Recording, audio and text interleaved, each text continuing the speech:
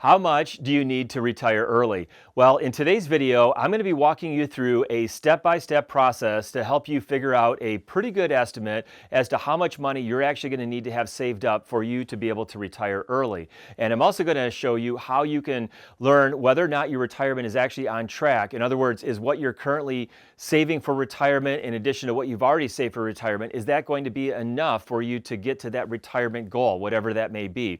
And the way we're going to do this is we're going to looking at your retirement in terms of two phases. The first phase we want to look at, and this is where we want to always start. We want to see, is your retirement actually on track for a retirement at your full retirement age? And Social Security defines full retirement age, usually age 67, probably for most people watching this video. And that's where you can start to get full, unreduced Social Security benefits. Now, you could take them early, you could delay them, but as we're doing some of our financial planning for our clients, we always want to begin with that full retirement age for collecting. The other thing we want to keep in mind is that you and your spouse may not be exactly the same age. So you may be a couple years older than your spouse, or maybe it's vice versa. But the way we want to look at this and say, what is that full retirement age at the age of the younger spouse when they're eligible for their full unreduced Social Security benefits? The second thing we want to do, assuming that that's already on track and you've got enough money to retire at your full retirement age, if there's excess there, then we're going to start to look at whether or not you have enough money to retire early and how early you might be able to retire here. So let's get into this a little bit. So the first thing we want to do is we want to create a budget. And I'm not going to get into all the details here on creating a budget, but all of the things, you want to really map this out and figure out how much money you're currently spending and what that looks like in retirement. Keeping in mind that maybe some of your expenses in retirement may be different than those expenses are today. The second thing we want to do is we want to look at what are some of those things that are going to be different in retirement. And the two things that probably jump out to me the most are going to be those healthcare costs. So you probably maybe have some healthcare expenses that you're currently paying. Maybe that's through a payroll deduction, or maybe you're in the Affordable Care Act exchanges, whatever that may be. And you also may have things like a mortgage that maybe you're still paying off, and maybe that mortgage will be paid off before you retire, or maybe it'll actually be paid off in the early part of retirement. But we want to separate that back out. Now, hopefully, and in this example we're going to do today, we're going to assume that your mortgage is actually going to be paid off before you retire. But if it isn't and you still have that mortgage, you're going to want to add that back in as we start to look at some of the illustration here. But we're going to want to know what those core living expenses are, those expenses you're pretty much going to have every single year, and then what that looks like after you subtract those two items there. And then we want to look at what income are you going to have coming in retirement. Now, most people eventually are going to have Social Security benefits. Again, we always want to start our plans with maybe the assumption that you're going to get those Social Security benefits at your full retirement age at age 67, but you're going to have that Social Security. You may have a pension. Maybe that pension is going to start right away in retirement, or maybe it doesn't kick in for a couple more years. Sometimes we see clients, their pension will actually start at age 65, but they want to retire at age 62. So there's going to be a couple years where that gap may be a little bit bigger there. And then you're going to look at any other income that you might have. You might have some rental income. Maybe you're still getting some residuals from a business, or maybe you have something like a deferred comp plan that's paying out in the early part of retirement. And you want to map all of that out and understand what income is coming in. And then we want to look at what this looks like at our full retirement age. And again, we're going to assume this is going to be age 67. In our hypothetical example here, we're going to assume that there's a 2-year age difference and that you're 55 years old and your spouse is 53 years old. And just to give us a little bit of some context here. So what we're going to do is we're going to look at that Social Security benefit, and if you pull out your Social Security statement, it's going to show you how much money you're going to get at your full retirement age, and that's the number we want to use here. Now, in reality, there's going to be some cost of living adjustments that are going to get added to that. So if we're especially looking out 10 or 15 years out into the future, it's not going to be $40,000. It's going to be something bigger than that. It's going to be $40,000 plus some inflation that's going to be added to that. We're also going to want to include your spouse's Social Security benefit at their full retirement age, and we're going to assume that's a little bit less there at $30,000. And just for our illustrative purposes here, we're going to assume there's maybe a small pension there of $10,000. So altogether, they have predictable income coming in at their full retirement age of $80,000 a year. Then we want to look at what their core living expenses are. And I did this to make the math a little bit easier here. We're basically going into this with the assumption that these hypothetical people are going to need about $15,000 a month to live on, or $180,000 a year. So I kind of broke that out and said $168,000 of that was their core living expenses, and then I backed out what we think that Medicare cost is going to be. Right now, our estimations that we put into most of our plans are going to be for about $6,000 per person in retirement for those Medicare expenses, and then that gets us up to that $180,000.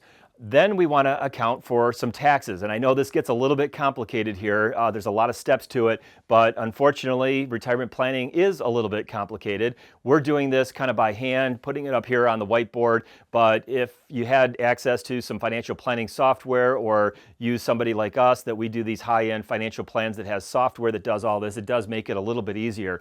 But I think watching a video like this can give you kind of a little bit of an idea of the process that's involved in kind of going through this by hand. You know, if you remember back in grade school, you had access to a calculator, but they always wanted you to do it longhand first, so you kind of understood the process. And that's, I think, what we're going to do here. So that $180,000 is what you essentially need. And we know that right now, somewhere a little bit north of about $200,000 puts you at the very top end of the 22% tax bracket. But remember, not all of your income is going to be taxed at that 22%. Some of it's going to be taxed at 10%, some of it's going to be taxed at 12%, and then 22%. Some of it's even going to be tax-free because you're going to get a standard deduction. So when we look at the top end of the 22% tax bracket, the effective tax rate of that is really about 15%. And then maybe you have some state tax. So we're going to basically assume that you're going to be paying an effective tax rate in this example of 15%, and then a state income tax of 5%. So that's where we get to that 20%. So we're going to kind of work that backwards, and we're going to divide how much we need by the inverse of that tax. So that 20% tax, we're going to divide it by 0.8, and we're going to learn that in order to get $180,000 of income in that tax bracket, we're going to have about $225,000 before taxes so we can net $180,000. And again, I'm oversimplifying it. There's definitely strategies to reduce that. If you've got long-term capital gains, those get taxed at a lower tax rate, or if you have a bunch of cash sitting there, you may not have hardly any taxes on some of that.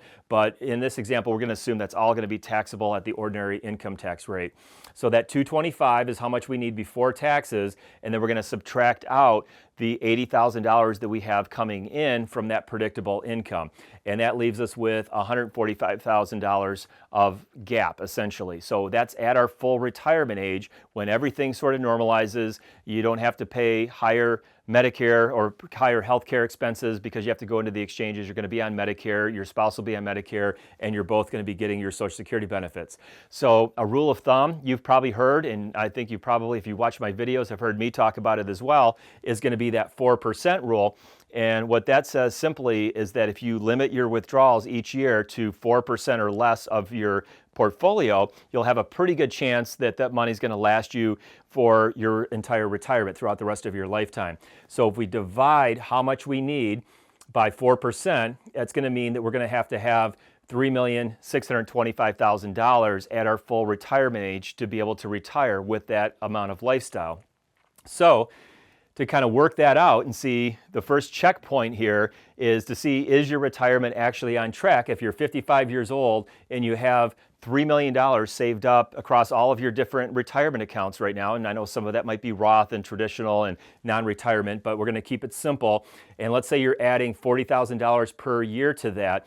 We're going to see, is that amount that you currently have saved plus the amount that you're contributing to that account plus any growth that you're going to have, is that going to get us above that $3,625,000 finish line for being able to have a good confidence that our retirement's going to be on track at that age 67 full retirement age. So what we're going to do is, because again, our Social Security benefits are, in today's dollars, they're actually going to be growing with inflation. Maybe our pension is doing the same thing. Our cost of living is certainly going to go up with inflation. So by the time we get out 15 years, it's not going to take $180,000 anymore. It's going to take something greater than that because the cost of living is going to go up. So the way we're going to do that is we're going to assume, in this example here, that your you're making a 6% rate of return, but inflation is 3%, which I think is a pretty good number. And so if you subtract 3% inflation from our 6% growth, we're just going to assume that the accounts are going to grow at 3% net. So that $3 million plus our contributions growing at 3% is actually going to grow to $4,844,936. So your return might be higher than that, it might be lower than that, but I think this is a reasonable average there. So right here we can see that, okay, with what we're doing right now, our retirement is actually on track, and we now have a little bit of excess there because we have about $1,200,000 or so that's over and above that. So we're going to see, is that enough to basically get us to that early retirement? So now we're going to get into a little bit of some detail here, and we're going to map this out. So this is what we want to do, is we want to look at whatever age you're planning to retire, and it might be 60, it might be 62, it might be 65, whatever that is, and we're going to see how much is that going to cost us for that early retirement. So generally, we basically subscribe to sort of a bucket approach to investing for retirement, and we advocate for having essentially 2 years of liquid money and money markets and cash reserves and things like that to cover the first 2 years of expenses. And then the next 5 years or so are going to be in still something that's going to be more on the conservative level. Maybe it's a bond ladder or something like that. So there's maybe not going to be a whole lot of return that you're going to be making on that money. But let's just add up how much money I think you're going to need for that early retirement here. So again, we're going to assume right now you're 55 and your spouse is 53, but we're going to assume that you're going to retire in 10 years. So you're going to be 55 and or 65, and your spouse is actually going to be 63. So what's going to happen in that year? Well, you're going to have those core living expenses netted up for the taxes, keeping inflation in today's dollars here. You're going to have Medicare. That $6,000 that we estimated for Medicare with that inflation rate is actually going to be about $7,500 for Medicare. Your spouse, because they're only going to be 63 years old in this example, is going to have to maybe get some other alternative to Medicare for their health care insurance. If they had to go out into the exchanges and they didn't get a subsidy, which is what we're going to assume here, that could easily cost maybe $15,000 a year. So by the time we get out to that retirement date, that's going to be actually maybe $17,500 for that pre-Medicare expense. So all of that works out to be $235,000 for the total amount that they need. And we're going to assume that the only money that's coming in is a pension that began at age 65 when you first retired. So the gap here is going to be $225,000 to cover that. Then we're going to go one more year. It's going to be exactly the same because the spouse is still going to be on those Affordable Care Act. She's only going to be, or he's only going to be 64 years old. The pension's going to be kicking in, and we're not going to turn on that Social Security benefit. So there's going to be another $225,000 that's going to be in there for that. And then we're going to go out one more year, and you or your spouse in this example is going to be eligible to receive Social Security. And the younger spouse is also going to be eligible for those Medicare benefits. So we're going to see two things happen. One is we're going to see that $17,500 for the ACA plan. It's going to go down to $7,500.